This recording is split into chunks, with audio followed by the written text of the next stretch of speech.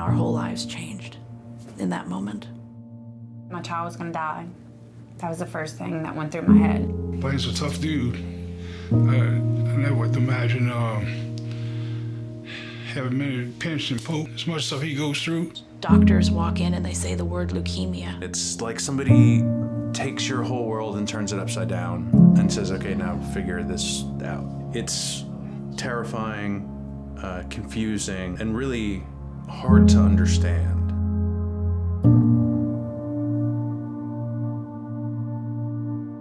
They did the bone marrow biopsy on him. And then Tuesday the results came in and they came and told us that he had acute lymphoblastic leukemia. That medicine, that chemotherapy medicine. So we're gonna go through it step by step about what they're gonna do. So you know what's gonna happen and it's not so scary. What do we call it? A needle. A needle goes in there and it goes and sucks it all out, and then we send this with our label on it to lab, huh? Child life is the first normal thing that happened in the hospital for Jack. Here we go. I was so excited to learn that Miranda existed. She just was with him and totally focused on him. Her job was to just play, and he blossomed in her presence. Kids don't understand neutrophil counts or hemoglobin or any of that stuff. Child Life, by far, has been the most impactful program that Jack has been a part of with regard to his experience of this.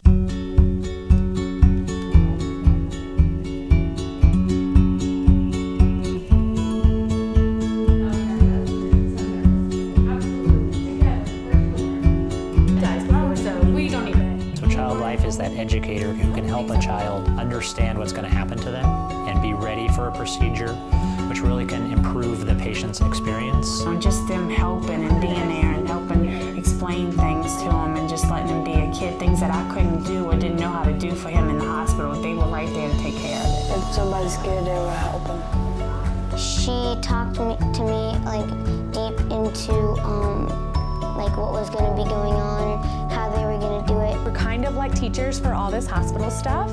That means preparing them for procedures, educating them about a new diagnosis. In our mouth, the nurse will also wear a mask over their nose and mouth, and I will wear a mask as well. It's hard for us as parents when you don't know how to explain something to your child. It's something that should be known. Hospitals should promote it, doctors should promote it, so that parents know there is a resource for us, that we're not floundering around by ourselves.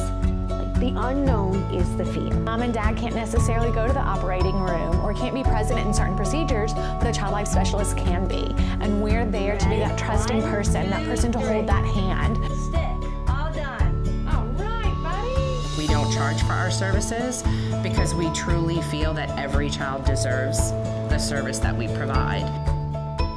They're always keeping them kids busy and keeping their minds open, letting them be kids, you know. I met Blaine and his family here at the mansion not too long ago, and heard their story and heard about their experience. To have people step up in our communities and support this type of program provides such a blessing to our children. Louisiana really sits at the bottom of the barrel nationally when it comes to child life. I think we need to all get behind this because this is going to affect people that we love in our communities. Any semblance of normalcy is really important, and that's what Child Life has done for Jack. He's gotten back to being a kid again. Creating as much normal life within a hospital setting is, I think, so important to not just surviving, but thriving in these experiences. You have to face the mortality of your child. You have to stare that in the face and still keep breathing and still keep functioning, and it changes a person.